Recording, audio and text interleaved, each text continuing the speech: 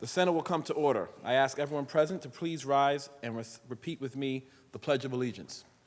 I pledge allegiance to the flag of the United States of America and to the republic for which it stands, one nation, under God, indivisible, with liberty and justice for all. In the absence of clergy, let us bow our heads in a moment of silent reflection or prayer.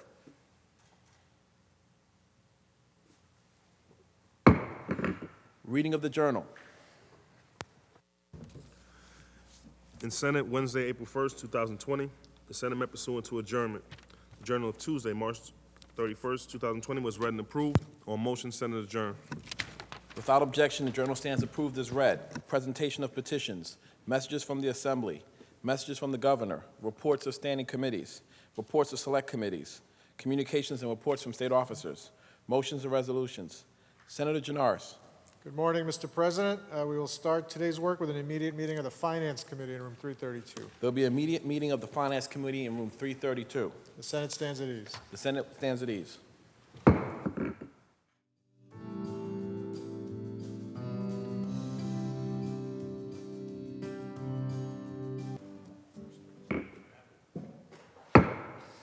The Senate will return to order. Senator Janoris. Is there a report of the Finance Committee at the desk? There is a report of the Finance Committee at the desk. The Secretary will read. Senator Krueger from the Committee on Finance reports the following bills. Senate Print 7506B, Senate Budget Bill and Act to amend the Education Law. Senate Print 7501, Senate Budget Bill and Act making appropriations for the support of government, legislature, and judiciary budget. All bills report to third reader. All in favor of accepting the Committee on Finance report signify by saying aye. Aye. Opposed? The Committee on Finance report is accepted and before the House. Can we now take up the reading of the supplemental calendar, please? The Secretary will read. Calendar number 636, Senate Print 7506B, Senate Budget Bill and Act to amend the Education Law. It's Senator Janoris. Is there a message of necessity at the desk? There's a message of necessity at the desk. Move to accept the message of necessity. All in favor of accepting the message of necessity signify by saying aye. Aye. Opposed? The message is accepted and the bill is before the House. Read the last section. Section 3, this act will take effect immediately. Call the roll. Addabbo, Fanning, and Janoris, Krueger, Stewart, Cousins, Thomas. Senator Borrello to explain his vote. Oh, we didn't lay it aside. Okay. Senator Borrello explains vote. Thank you, Mr. President. These are obviously challenging times, and as I said before, my first budget. Again, my thoughts and prayers go out to all those on the front lines in this fight, our healthcare workers. But in this case, we have others on the front lines that have continued to be ignored by this body, and those are the members of law enforcement. We heard from them when this bail reform bill passed last year, how devastating it would be, and unfortunately they were correct.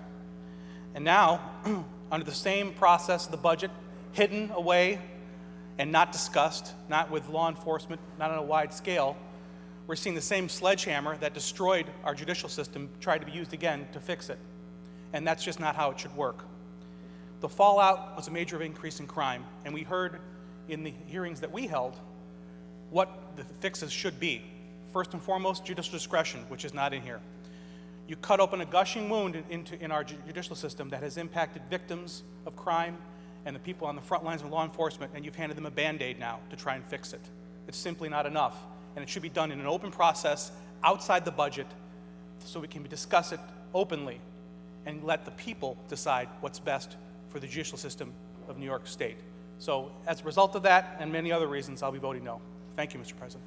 Senator Borrello to be recorded in the negative. Senator Lanza to explain his vote. Senator Lanza not to explain his vote. Okay. Announce the results. In relation to calendar 636, those senators voted in the negative are Senators Akshar, Amador, Biaggi, Borrello, Boyle, Flanagan, Funke, Gallivan, Griffo, Helming, Jacobs, Jordan, Lanza, Laval, Little, O'Mara, Ort, Ramos, Ranzenhofer, Ritchie, Rivera, Robach, Salazar, Sereno, and Tedisco. Ayes 36, nays 25. The bill is passed.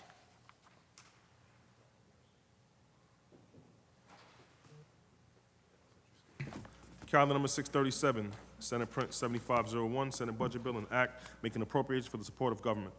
Read the last section. Section 5, this act will take effect immediately. Call the roll. Addabbo, Flanagan, Janoris, Kruger, Stewart, Cousins, Thomas. Announce the results. Ayes 40, nays 21. The bill is passed. Ooh. Oh, sorry. Please read the negatives. In relation to calendar number 637, those senators voted in the negative are Senators Akshar, Amador, Borello, Boyle, Flanagan, Funky, Gallivan, Griffo, Helming, Jacobs, Jordan, Lanza, Laval, Little, O'Mara, Ort, Redenhofer, Ritchie, Robot, Sereno, and Tedisco. Ayes 40, nays 21. The bill is passed. Senator Janoris, that completes the reading of the supplemental calendar. Mr. President, at this time, we are awaiting the final budget bill, the bill on state operations, so we will stand at ease until that is ready.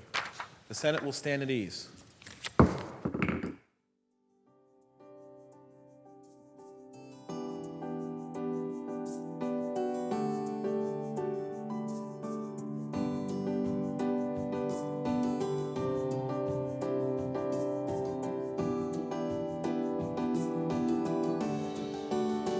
Return to order. Senator Janoris. Immediate meeting of the Finance Committee in room 332. There'll be an immediate meeting of the Finance Committee in room 332. Senate will stand at ease. The Senate will stand at ease.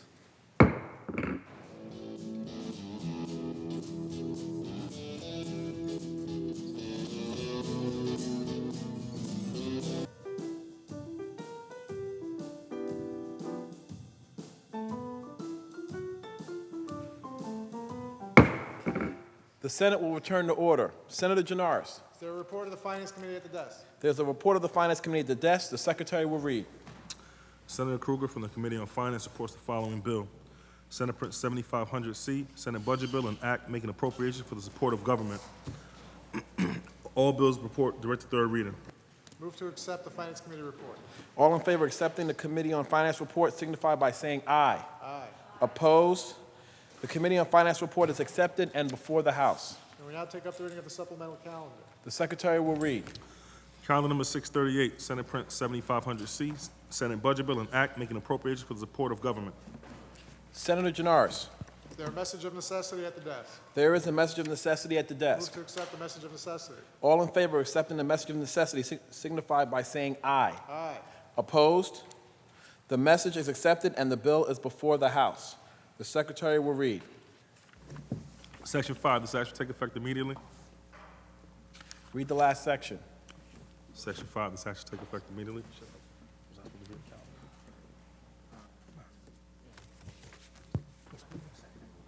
Okay. The Secretary will read. Calendar number 638, Senate Print 7500C, Senate Budget Bill and Act making appropriations for the support of government. Read the last section. Section 5, this act will take effect immediately. Call the roll. Addabbo, Flanagan, Janoris, Kruger, Stewart, Cousins, Thomas. Announce the results. In relation to calendar 638, those senators voted in the negative are Senators Akshar, Amador, Borello, Boyle, Flanagan, Funky, Gallivan, Griffo, Helming, Jacobs, Jordan, Lanza, Laval, Little, O'Mara, Ort, Ranzenhofer, Ritchie, Robot, Sereno, and Tedisco. Ayes 40, nays 21. The bill is passed. Senator Janoris, that completes the reading of today's supplemental calendar.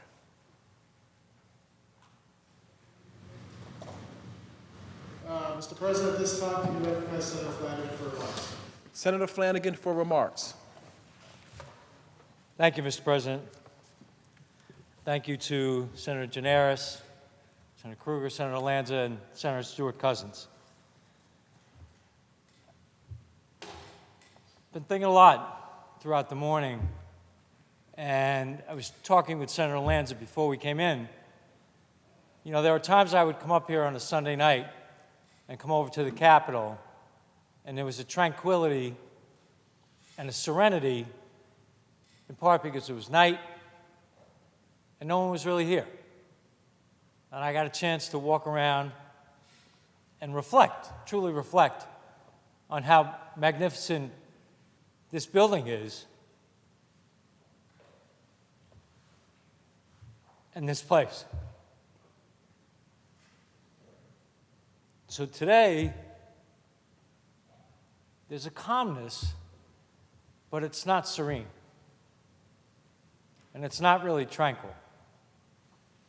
And I live my life as a very positive person. So I come in here today with my colleagues with an open heart but a heavy heart.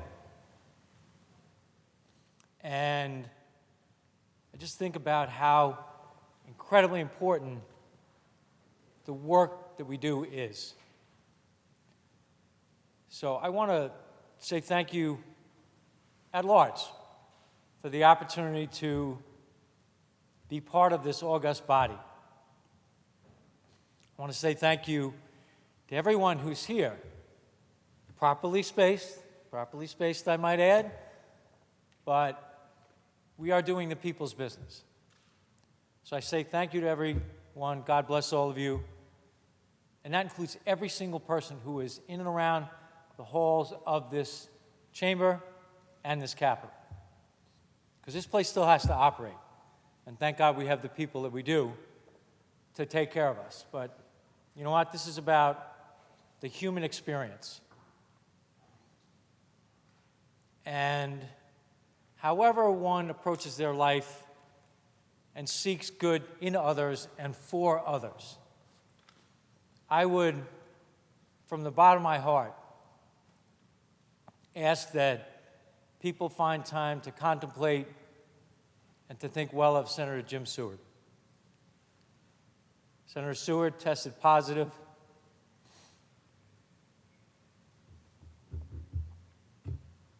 So did his wife. And he's having a tough time. So when I think of him, I think of our colleagues who've had the same type of issue in the Assembly. And no matter what our differences are, part of the insanity of this place is that it becomes like a family. It just does. Mr. President, I look at you and I think of your little girl. I look at Senator Lanza, I think of his 3 children and how we talk about that all the time. And then I think of my own family. And I think about how anxious they are. And the fear that they have, real fear.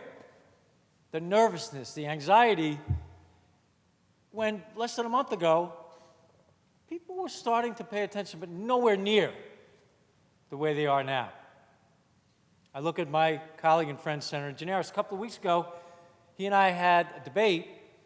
We banged elbows a little bit on a debate, and the world has radically changed just in those few weeks. Radically changed.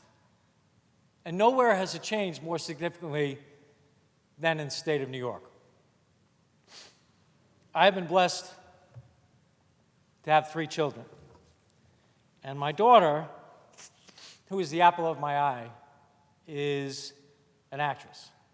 So I pay attention to some music, Broadway shows, can't wait for them to open back up. And there's a song from a play called Rent, Seasons of Love. It talks about 525,600 minutes. And that's the number of minutes in a year. 525,600 minutes. It's a fabulous song. So how do you measure a year? In daylight, in sunsets, in midnights, in cups of coffee, in inches, in miles, in laughter and strife.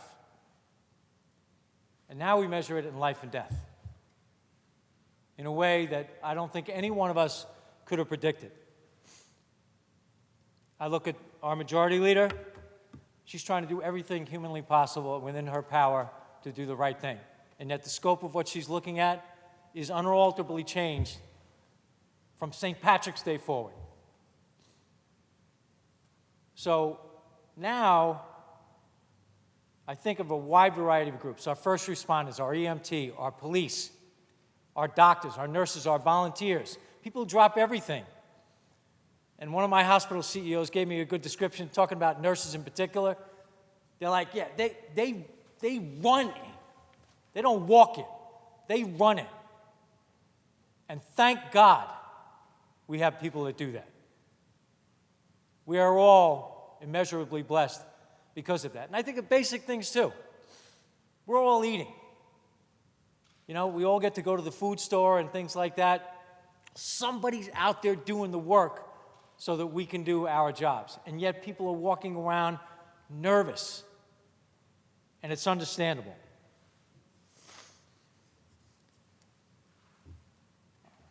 In terms of our colleagues, Senator Stuart Cousins and I had spoken, and this is not a time for debate. And certainly we're not engaging in a debate, but I was dubious as to whether or not I should even get up and speak. Because arguably we're talking not to an empty chamber per se, but this will be memorialized in the record and the transcript of the New York State Senate.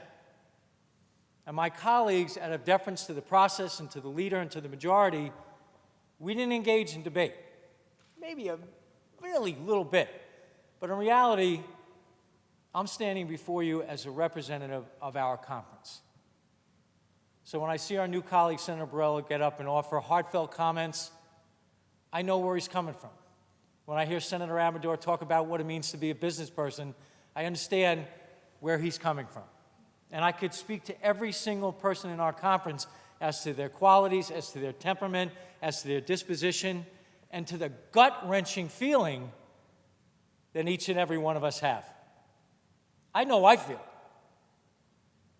I know I should be here, but oh man, I am like jonesing to be home.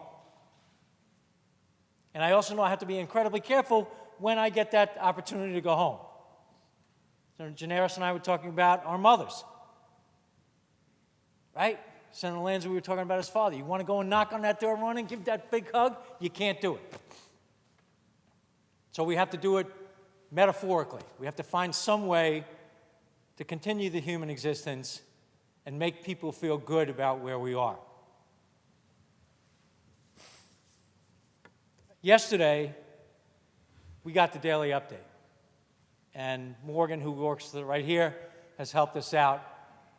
There were roughly 83,000 cases yesterday.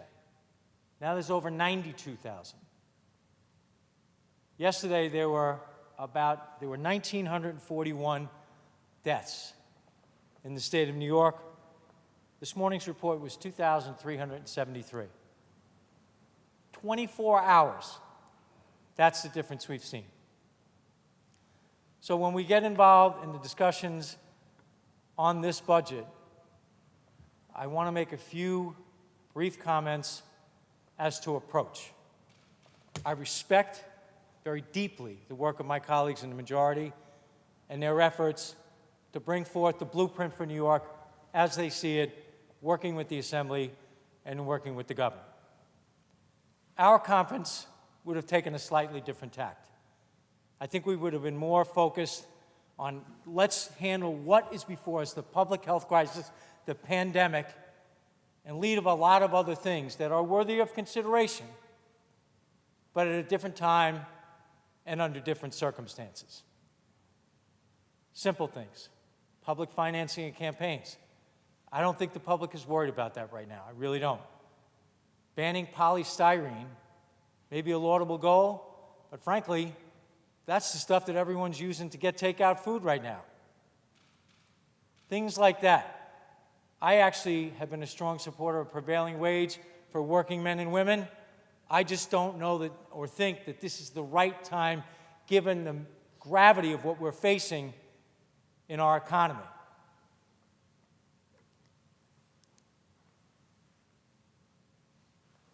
Two other quick things. There's a bond act that's in this budget. And I've always been a pretty strong supporter of bond acts for this reason, because the public decides. In my opinion, and a lot of the opinion of my colleagues, now is not the time. I don't know how we can go out and ask somebody to support an environmental bond act when unemployment claims are rising at a meteoric pace. And even legislation on sick leave or bail, whatever it may be, but sick leave in particular, changing significantly a law where people are more worried about their jobs as opposed to whether or not they're going to have the appropriate sick leave. But as I said, we want to get into the rough and tumble on that. We just don't think the time is now. And we do have to pass our budget, and we do have to meet our obligations. We just think it should have been done in a different way. And I respect the fact that the majority will take a different act and different approach, and that's why they're in the majority. And they have that right and prerogative. So now, too, I'm thinking about the governor and the federal government. When I looked at what was in this budget, I picked out one thing. There's over $1 billion in funding for education. There's about $800 million in higher education. There's $25 billion in authority for things that may come. But the thing that I saw that my constituents are going to want to know about, and they're going to want to thank the federal government, the President, Senator Schumer, Senator Gillibrand, all of our delegation from New York, they're not only going to want to thank them for that additional unemployment benefit, they're going to want to thank them for that check that otherwise would not have come. But they're also going to want to thank them for almost, and I want to repeat this number, almost $40 billion in relation to unemployment insurance. So when the Department of Labor gets 50,000 calls a week, and last week they got over 8 million inquiries, that shows you what people are focusing on. That shows you where people's heads are at. So when I go home, I don't really want to talk about polystyrene. I want to be able to say to somebody, you know what, the Department of Labor, they took a huge shift and brought in 1,500 new people, whatever the number may be, to process your claim, to make sure your family is well taken care of. And with all the things the governor has done, I have to say, I'm a little surprised that we haven't seen something much more forthright in that area. It'll probably come. Maybe it'll come after this debate and maybe after this conversation. But we're at a time where I think that's what people are really looking at. Now, having just said what I did, I want to be clear, I said it before, the governor deserves tremendous praise for his yeoman-like efforts 24 hours a day on behalf of everyone in the state of New York. The calm, the repose, the occasional humor,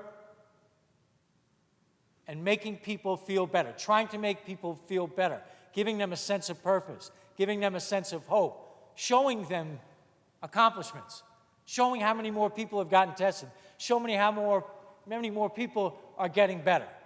Those are all good signs. And you all know we're not even close. We're not even close to being finished. But, as I said before, I live my life as a very positive person. We are absolutely going to get through this. Absolutely. And it's because we know how to stick together. We'll have our differences, but we know how to stick together. I want to support Senator Stewart Cousins in those types of efforts. I want to support my colleagues because it's good for the people that we represent. Our obligation is fundamental, it's basic, but it's strong too. And there are two people who are not here that I want to just speak to very briefly because I think they are characteristic of every member in this House.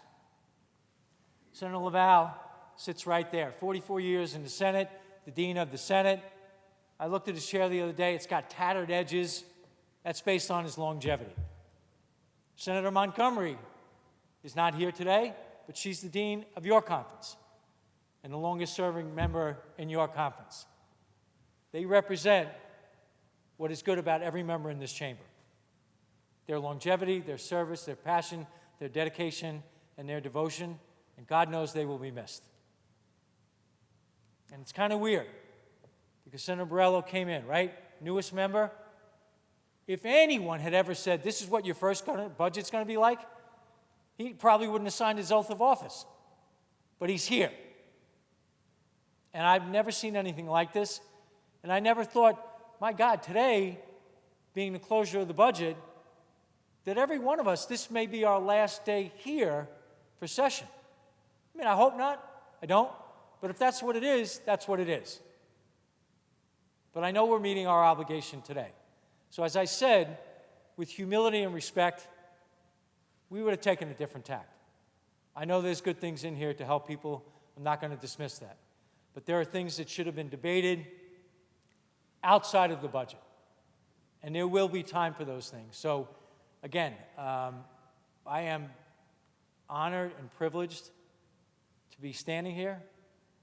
The fact that anyone would take the time to listen to my comments makes me a very grateful person. And as I said, I feel like I am being representative of the people of the Senate Republican Conference. So I kind of said this at the beginning. This is about being a human being, trying to be a good person. As we pray for the people that we read about, I would ask again, in sincerity, please think of Jim Seward. I can't think of a finer public servant. And my heart breaks as I speak about him, because there's tens of thousands of Jim Sewards in New York at this very moment who need our love, our service, our devotion, our prayers, and our support. I thank the governor, I thank the majority leader, and all of my colleagues for the work that they do. Mr. President, you're a good man, and it's been a pleasure to watch you serve up there. God bless this chamber, God bless the New York State Senate, the great Empire State of New York, and the United States of America. Thank you. Senator Janoris. Mr. President, let me thank Senator Flanagan as well for his words and his service to New York State. He has left a legacy to be proud of. Can you please now recognize Majority Leader Stewart Cousins? Majority Leader Stewart Cousins for comments. Thank you so much. Yeah, okay. I said I'm socially distanced, but I'm not distanced from anyone, so I think I'll be at my desk. So again, I wanted to thank you, Mr. President, too, because again, none of this is familiar to any of us. And so I really thank you for the work that you've done throughout this and through, all of our opportunities to be together. And to follow up on Senator Flanagan, it wasn't until your final remarks that I realized that maybe this is, the last time that we might be together in this chamber. And I certainly hope not, because, we have so many colleagues. Of course, Senator Laval, as you mentioned, you're your longest serving member, and Senator Montgomery, and I don't want to go through the list because it's a very, very long list. Senator Seward and yourself, so many who don't plan to come back.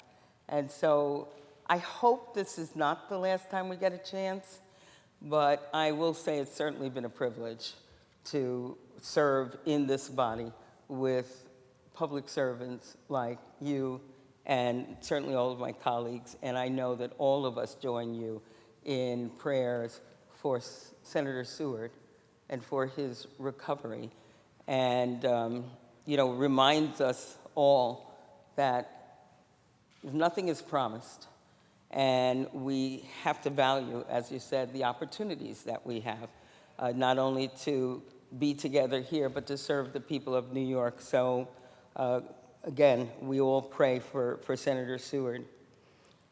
And, I listened to your remarks, and there's so much like my remarks, and you did something different. You spoke extemporaneously, which I usually do. But because your remarks are so similar, I'm going to read my remarks. And so, like you, as I look around the chamber, this nearly empty chamber, it really is surreal. Actually, for me, it's chilling. In many ways, it's upsetting. But it's a testament to this great institution and the work that continues here. As you said, it's been a month since we stood on this floor and we voted to provide $40 million to combat this pandemic. It's a month ago today. And I think back to that night because it was the first time as leader that I called us back into session. And everybody came, everybody was here.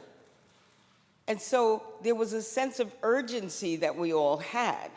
But even with that sense of urgency, nobody could have imagined what was going to unfold in the following weeks. And here we are, just 1 month later. And I'll remind you, that day that we passed that 40 billion, that was an evening, and the next day, we woke up to the first coronavirus case in the state of New York. And it happened to be in my home county, in the city that I represent. And now, as you were saying earlier, a month later, 92,000 of our fellow New Yorkers have been infected with coronavirus. 2,373 have lost their lives. And today we learned that 10 million Americans have applied for unemployment. 10 million. These numbers are even beyond chilling and upsetting. These numbers are painful. We all see the terrifying growing curve. We hear these words that we sort of knew, but we didn't listen to every day, and certainly not in this context: APEX, social distancing, ICU, intubate, hospitalization rates, death rates. That's our new normal. That's the words of today. And yet, as you said, Senator Flanagan, we are in awe of the doctors, of the nurses, of the hospital workers, of the first responders, of all of the people who are on the front line, these essential workers, and what they've done. And as we continue to make sure government functions, we are really inspired by those people and their commitment to the greater good. We're all here to do a job, and yes, we are scared for our families, for our constituents, for each other, for our staff, for our nation. But we're here because we have a job to do. And that's really what we're doing, albeit it looks very, very different. As you said, usually on budget day, this chamber, it's filled, the hallways are teeming, and depending upon where you are, what side of the aisle, that's what we're doing. We're debating, we're deciding what should have been done, what shouldn't have been done. Everybody's got an opinion. And for many, there's a sense of expectation. And then for most of us, probably all of us, there's just a sense of relief that we're able to get it done. But that is not what it feels like now. Today, it really is a job, but it's a job that we do with a very, very heavy weight on all of us. And I, like you and all of our colleagues and the people of this great state, really do want to thank Governor Cuomo. I want to thank him because of the outstanding leadership he has provided during this crisis. New York is New York, and we are New York tough. And Governor Cuomo has shown what that looks like and what that means, the difference it makes when we're facing a crisis like this. And of course, like all of us, he too has been touched by someone very close to him with corona. So we want to, of course, wish his brother Chris a full and speedy recovery. And because, again, none of this happens alone, I want to thank Speaker Hastie and his staff for our partnership during these tough times. Obviously, again, Senator Flanagan, you and I have had many phone calls all hours of the day and night. I telling him what I thought, and it was always not that, but I really thank you for your, professional, your forthrightness and cooperation and your members during this time. I want to thank my great finance chair, Liz Kruger. Liz, there were no questions about your readiness. There never, ever, ever has been. And I do want to thank you as a friend and as a great colleague for always meeting the occasion and going above and beyond. Thank you very, very much. And my wonderful deputy, Deputy Mike Gineris, for leading us during this, again, unprecedented time with flexibility, with skill, with just, the agility that we need in order to get through this. I know your buddy, Senator Griffo isn't here, but, Senator Lanza, you had to stand in for that. But it was, even though it was different, the stability of what went on in this chamber and how you ran it made all the difference. I also want to thank my council and finance staff. Words cannot express what they do and how well they've done it, and certainly on both sides of the aisle. Thank you for all of your hard work and your perseverance in the long days and the long night. And of course, I especially want to thank my extraordinary Chief of Staff and Counsel, Chantel Smith. Words do not express.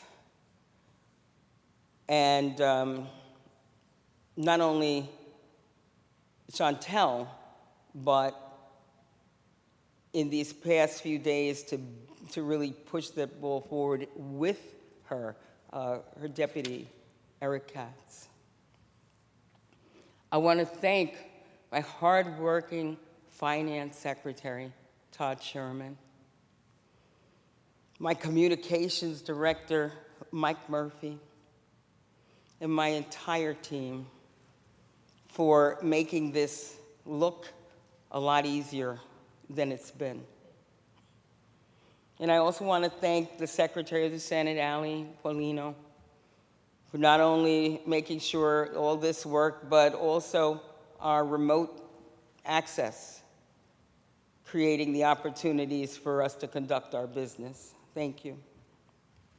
To my Senate majority, I do wish that every single person that each of you serve were able to witness firsthand how hard you fight for each and every New Yorker, and how you fight for them, and even in this time of uncertainty, you put your constituents and the people of New York first. So to my conference, your unyielding commitment to advocating for the needs of your communities, again, another inspiration. And so I thank you for being the most incredible people possible to lead. It is a privilege.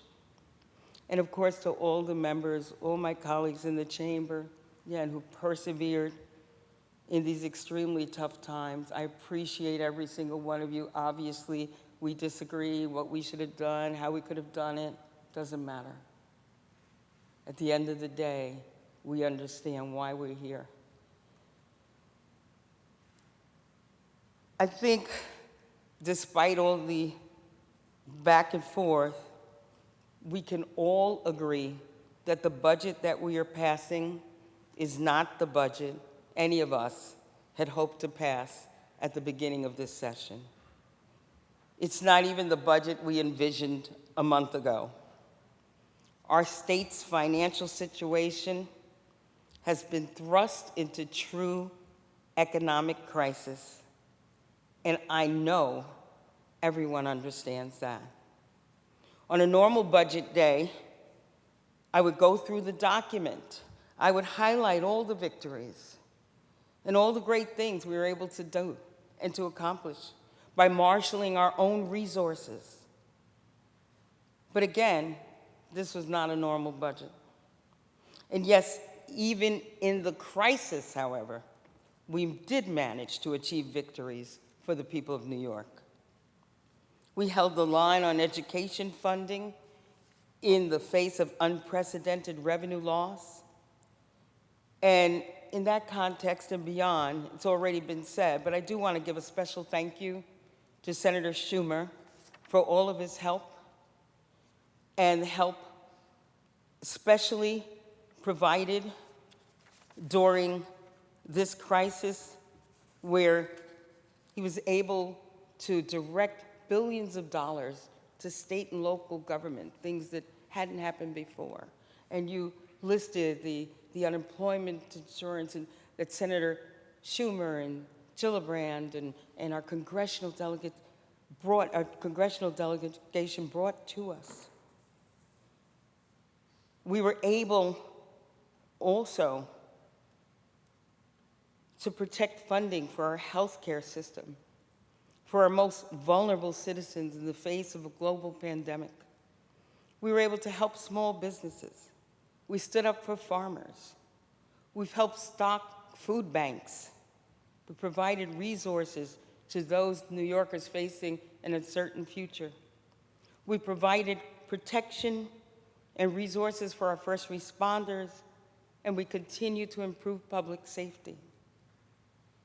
The coronavirus has put New York in a position, however, that we never want to be in a position in which our state cannot meet the challenges in front of us alone. New York has to have a balanced budget. We can't run deficits, so that's an answer to, what we could and could not do. Our state's residents cannot bear the burden in this critical time of making us whole on their own.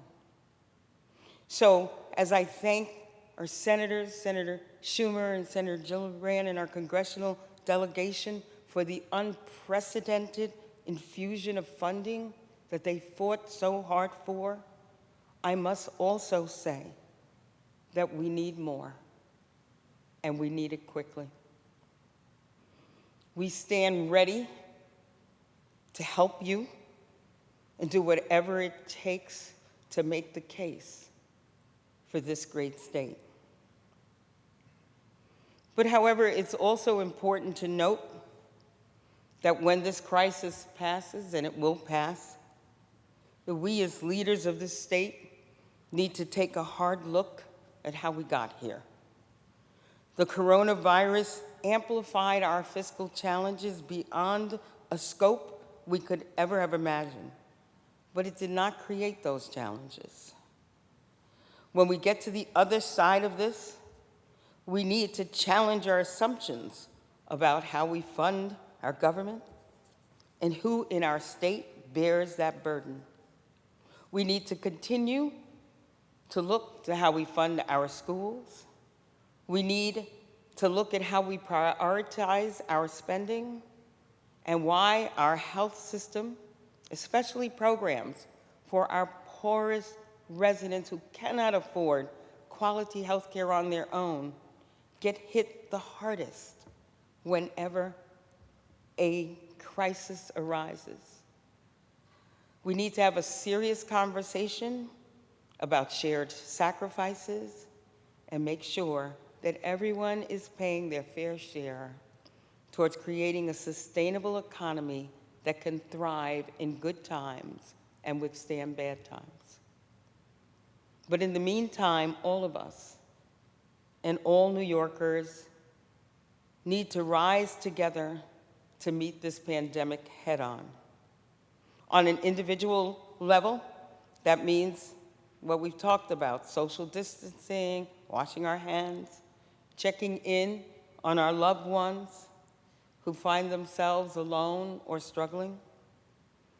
And as a government, it means setting an example and following strict social distance even as we do our work.